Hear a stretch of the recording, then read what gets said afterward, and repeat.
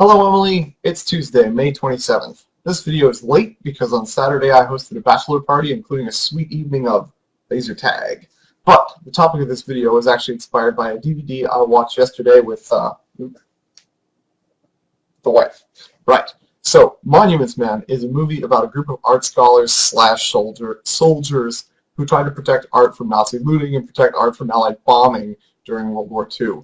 Said movie was written, directed, and starred George Clooney, was based on a true story, or probably several true stories stitched together. Ultimately, I didn't really love, nor really hated this movie, but I do have one big complaint about it that I'd like to expound upon, hence this video.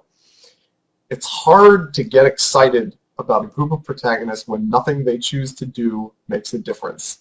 In this movie, every time the Monuments Men found and saved a bunch of art, it was kind of by dumb luck and happenstance. Every time they failed and the Nazis got away with art, or the Nazis burned art, or the Allies bombed a church, it was because of the actions of the German army, basically entirely outside their control, or just because of dumb luck. The only decision the heroes of this movie made that changed the outcome of their mission was the decision to go on the mission in the first place, and that decision was over with in the first 10 minutes of the movie.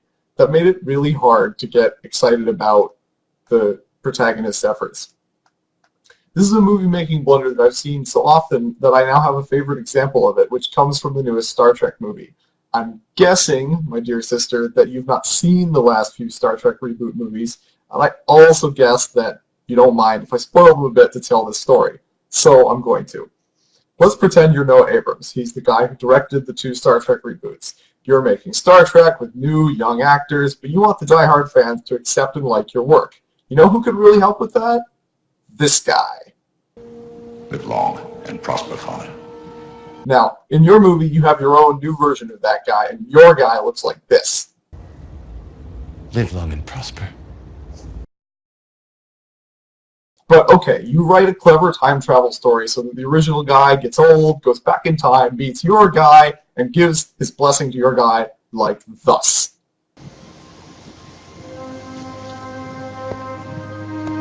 Since my customary farewell would appear oddly self-serving, I shall simply say, good luck.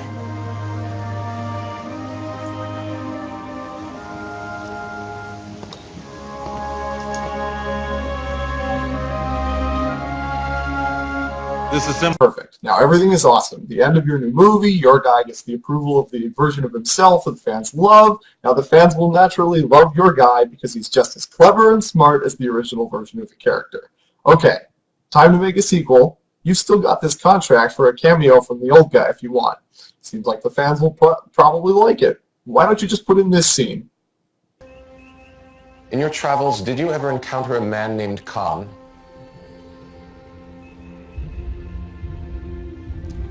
As you know, I have made a vow never to give you information that could potentially alter your destiny.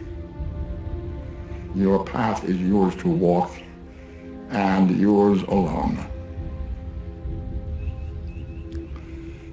That being said, Khan Noonien Singh is the most dangerous adversary the Enterprise ever faced.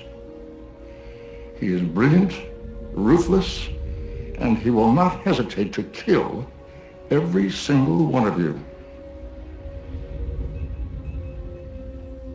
Did you defeat him? At great cost. Yes. How?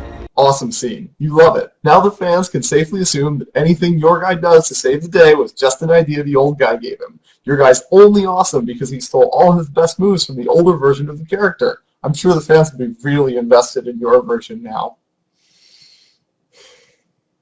Okay, that's my rant. Hope to see you soon, but even if I don't, you'll see me next week. Bye!